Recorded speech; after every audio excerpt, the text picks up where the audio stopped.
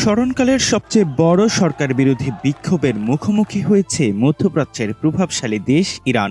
এর মধ্যেই মার্কিন ও ইসরায়েলি হুমকি সেই বিক্ষোভকে আরও নতুন মাত্রা দিয়েছে। চলমান এই বিক্ষোভ দমনে এতদিন নিরাপত্তা বাহিনী মাঠে থাকলেও পরিস্থিতি পর্যবেক্ষণ করছিল দেশটির সেনাবাহিনী। অবশেষে নীরবতা ভেঙে বিক্ষোভের 14তম দিনে ইরানের সেনাবাহিনী বিক্ষোভকারীদের প্রতি কড়া হুঁশিয়ারি উচ্চারণ করেছে। বিবৃতিতে ইরানের সেনাবাহিনী দাবি করে দেশটির জননিরাপত্তা ভাঙতে ইসরায়েল ও সন্ত্রাসী গোষ্ঠীগুলো ষড়যন্ত্র করছে।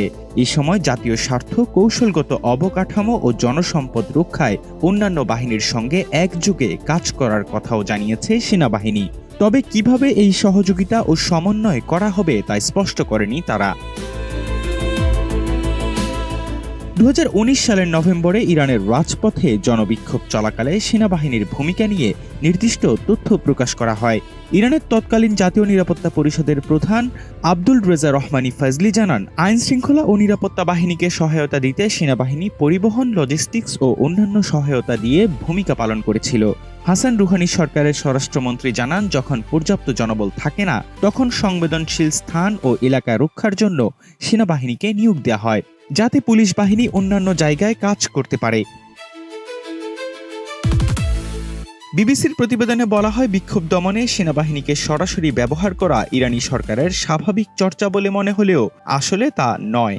2017 সালের জানুয়ারিতে বিক্ষোভ দমনে পুলিশকে সাহায্য করার প্রস্তুতির কথা জানিয়েছিল সেনাবাহিনী। তবে বাস্তবে তারা সহায়তা করেছে কিনা এমন কোনো প্রমাণ পাওয়া যায়নি।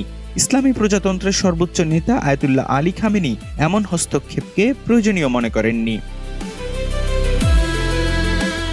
অন্যদিকে 2022 সালের বিক্ষোভ চলাকালে সেনা কর্মকর্তারা বিক্ষোভকারীদের বিরুদ্ধে কঠোর অবস্থান নিয়েছিলেন বলে দেখা যায়। তবে ওই সময় সেনাবাহিনী সরাসরি রাস্তায় নেমে বিক্ষোভকারীদের মোকাবেলা করেছে বলে কোনো খবর পাওয়া যায়নি।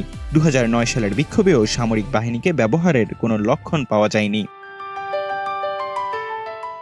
ইসলামী প্রজাতন্ত্র ইরানের সংবিধানের 143 নম্বর অনুচ্ছেদে বলা হয়েছে, সেনাবাহিনীর দায়িত্ব হল ইসলামী প্রজাতন্ত্রের স্বাধীনতা, ভৌগোলিক অখণ্ডতা এবং শাসন ব্যবস্থা রক্ষা করা। এই নীতির আলোকে ইসলামী প্রজাতন্ত্রের শাসন ব্যবস্থা রক্ষা করাও সেনাবাহিনীর অন্যতম প্রধান দায়িত্ব।